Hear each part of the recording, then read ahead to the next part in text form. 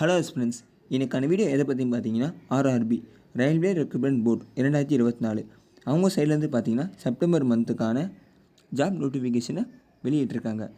என்ன ஜாப், என்ன நோட்டிஃபிகேஷன், என்ன போஸ்ட்டுன்னு பார்க்குறதுக்கு முன்னாடி நம்ம சேனலை லைக் அண்ட் சப்ஸ்கிரைப் பண்ணுறேங்க. சரி, வாங்க வீடியோக்குள்ளே போகலாம். என்ன நோட்டிஃபிகேஷன் பார்த்தீங்கன்னா நான் டெக்னிக்கல் பாப்புலர் கேட்டகரி, அதுக்கான நோட்டிஃபிகேஷனை பார்த்தீங்கன்னா செப்டம்பர் மந்த்து 20th வெளியிட்டிருக்காங்க. அதாவது இந்த டெஸ்ட் எழுதுறதுக்கு நீங்கள் மினிமமாக பார்த்தீங்கன்னா அண்டர் கிராஜுவேட் கம்ப்ளீட் பண்ணிருக்கணும். ஏதாவது ஒரு பேச்சுலர் டிகிரி கண்டிப்பாக படிச்சிருக்கணும்.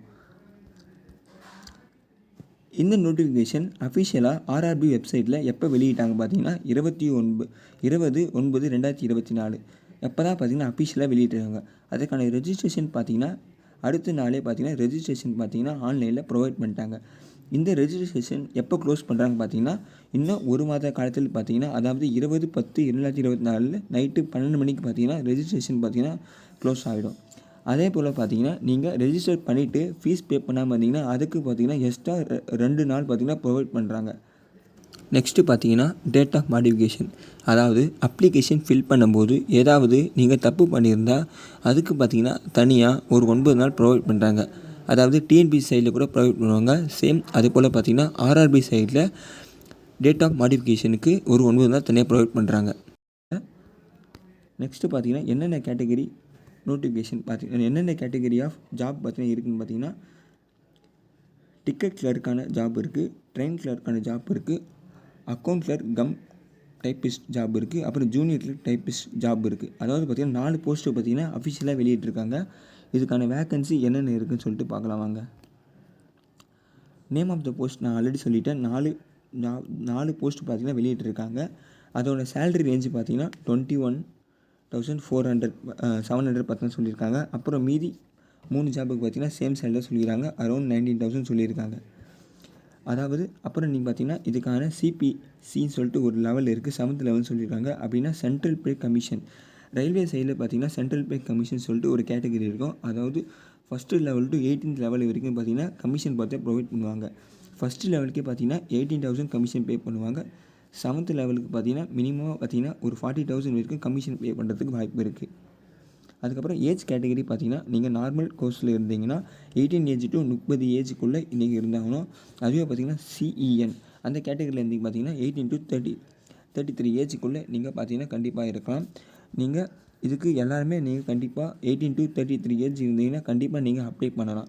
வேக்கன்சி சைடு பார்த்தீங்கன்னா டிக்கெட் கிளர்க்கு பார்த்தீங்கன்னா 2022 வேக்கன்சி விட்டுருக்காங்க.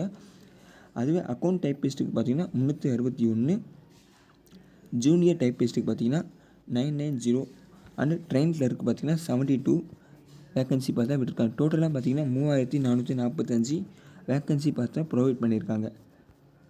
தென் எக்ஸாம் ஃபீஸ் என்னவா இருக்குன்னு சொல்லிட்டு பார்க்கலாம்.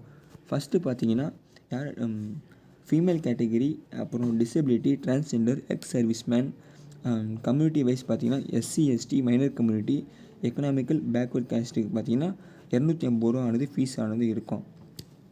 அண்ட் இதை தவிர்த்து வேறு யாரெல்லாம் கேட்டகரி இருந்தீங்கன்னா அவங்களுக்கு பார்த்தீங்கன்னா 500 ரூபா பார்த்தீங்கன்னா ஃபீஸ் ஆனது இருக்கும். இந்த எக்ஸாம் பார்த்தீங்கன்னா 2 ஸ்டேஜாக நடக்கும். அதாவது கம்ப்யூட்டர் பேஸ்டு எக்ஸாம் தான் இது. நீங்கள் எந்த சென்டருக்கும் போக தேவையில்ல, வீட்டிலே பார்த்தீங்கன்னா உங்கள் கம்ப்யூட்டர்லேயே உட்காந்து எழுதலாம். இந்த எக்ஸாம் பார்த்தீங்கன்னா 2 ஸ்டேஜாக நடக்கும். ஃபஸ்ட் ஸ்டேஜ் மட்டும் நீங்கள் எழுதிட்டாலே போதும். உங்களுக்கு நீங்கள் கட்டுற ஃபீஸ் பார்த்தீங்கன்னா நான் இப்போ செகண்ட் கேட்டகரியில் இருந்தீங்கன்னா 250 ரூபா கட்டிங்கன்னா 250 ரூபா ரீஃபண்ட் ஆனது பண்ணிடுவாங்க. இதுவே நீங்கள் ஃபஸ்ட்டு கேட்டகரியில் 500 ரூபா கட்டுறீங்கன்னா 400 ரூபா பார்த்தீங்கன்னா ஃபஸ்ட்டு ஸ்டேஜ் முடிஞ்ச உடனே பார்த்தீங்கன்னா உங்களுக்கு ரீஃபண்ட் பண்ணிவிடுவாங்க. நீங்கள் அதனால் ஃபீஸ் தாராளமாக கட்டி இந்த எக்ஸாமோட ட்ரை பண்ணி பார்க்கலாம். நெக்ஸ்ட்டு ஃபஸ்ட்டு ஸ்டேஜ் எக்ஸாம் பார்த்தீங்கன்னா எவ்வளோ நேரம் நடக்குதுன்னு பார்த்தீங்கன்னா 90 மினிட்ஸ், அதாவது 1.5 மணி நேரம் எக்ஸாம் ஆனது நடக்கும். 100 கொஷின் கேட்கப்படும். அதாவது general awareness, mathematics and general intelligence and reasoning. 1 mark தான் ஒரு கொஷின் ஆன்சர். அதுக்கப்புறம் பார்த்திங்கன்னா இதுக்கு நெகட்டிவ் மார்க் இருக்குது. அதுதான் ரொம்ப கஷ்டமான, அதாவது 1/3, அதாவது 1/4 மார்க் பார்த்திங்கன்னா நெகட்டிவ் மார்க் கண்டிப்பாக இவங்க பண்ணுவாங்க. அதாவது நம்ம கண்டிப்பாக யோசித்து தான் பண்ண வேண்டியதாக இருக்கும். நீங்கள் குறைஞ்சது 40% மார்க் எடுத்தாலே செகண்ட் ஸ்டேஜ் எக்ஸாமுக்கு நீங்கள் செலக்ட் ஆகிடுவீங்க. அதனால் நீங்கள் மேக்ஸ் அண்ட் ஜென்ரல் இன்டெலிஜென்ஸ் ரீசனிங்கை முழுசாக படித்தாலே போதும், நீங்கள் கண்டிப்பாக செகண்ட் ரவுண்ட் போயிடலாம். என்னென்ன சிலபஸ் சொல்லிவிட்டு நெக்ஸ்ட்டு சொல்கிறவங்க. சிலபஸ்க்குள்ளே போனீங்கன்னா மேக்ஸ் பார்த்தீங்கன்னா நம்ம டிஎன்பிசிக்கு என்ன சிலபஸ் இருக்கோ அதே சிலபஸ் தான் பார்த்தீங்கன்னா இந்த மேத்தமெட்டிக்ஸில் இருக்குது. பிகாஸ் எல்லாத்துலேயும் ஒரே சிலபஸாக தான் இருக்கும். இதில் கொஞ்சம் அட்வான்ஸாக கேட்பாங்க அவ்வளோதான். அப்புறம் ஜென்ரல் இன்டெலிஜென்ஸ் ரீசனிங் பார்த்தீங்கன்னா இந்த போலீஸ் வந்து பிசி எக்ஸாம் எழுதுறவங்க தான் இந்த சிலபஸ் நல்லாவே தெரியும். பிகாஸ் சைக்காலஜின்னு சொல்லிட்டு ஒரு சிலபஸ் இருக்கும். அந்த சிலபஸாக பார்த்தீங்கன்னா ஃபுல்லாக கொடுக்குறாங்க. ஜஸ்ட் இதெல்லாம் ஒரு சிம்பிளாக அடிக்கக்கூடிய ஒரு மார்க் தான், ஒரு கொஷின் தான் ஈஸியாக சொல்லுவேன். பிகாஸ் ஏன்னா இதெல்லாம் நம்ம சின்ன வயசுலேருந்து படித்ததான் ஒன்று தான். அது ஃபுல்லாக Venn diagram, puzzle, data shuffling, coding, statement கண்டுபிடிக்கிறது, இதெல்லாம் ரொம்ப ஈஸியான ஒரு சிலபஸ் தான். நம்ம மேத்தமெட்டிக்ஸ் அண்டு ஜென்ரல் இன்டெலிஜென்ஸை படித்து முடித்தாலே பார்த்திங்கன்னா ஈஸியாக பார்த்திங்கன்னா பாஸ் ஆகிடலாம்.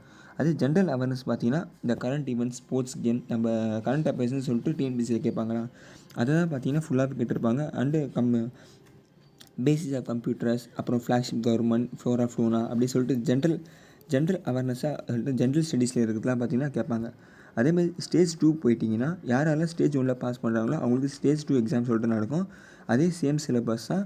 பட் பார்த்திங்கன்னா கொஷின் மட்டும் தான் கொஞ்சம் வேரி ஆகும். ஜென்ரல் அவேர்னஸ்னால் 50 இருக்கும், மேத்தமெட்டிக்ஸில் 35 இருக்கும், அப்புறம் ஜென்ரல் இன்டெலிஜென்ஸ் வந்து 35 இருக்கும். இதில் பார்த்திங்கன்னா 120 கொஷின் கேட்பாங்க. இதுவும் பார்த்திங்கன்னா சேம் சிலபஸ் தான், சேம் தான் கேட்பாங்க. அதுக்கு படித்தா அது நீங்கள் பார்ட் 1 எக்ஸாமுக்கு ஃபுல்லாக படித்தாலே பார்ட் 2 பார்த்திங்கன்னா ஈஸியாக வந்து எழுதிடலாம். இதுக்கு அப்ளை பண்ணுற லிங்க்கு பார்த்தீங்கன்னா தமிழ்நாட்டுக்கு சென்னை மட்டும் தான் ஒரே லிங்க்கு. இந்த லிங்க்கை தான் நீங்கள் கூகுளில் டைப் பண்ணாலே டேரெக்டாக அப்ளை லிங்க்கு உள்ளே போயிடும். இதுக்கு அப்ளை பண்ணுற ப்ராசஸ் பார்த்திங்கன்னா கொஞ்சம் பெரிய ப்ராசஸ்.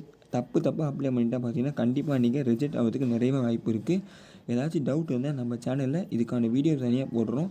இல்லைனா என்னுடைய நம்பர் கொடுக்குறேன், அது ஜஸ்ட் கான்டாக்ட் பண்ணிங்கன்னா நானே உங்களுக்கு அப்ளை பண்ணி தர்றேன்.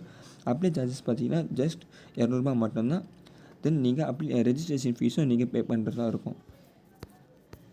Thank you.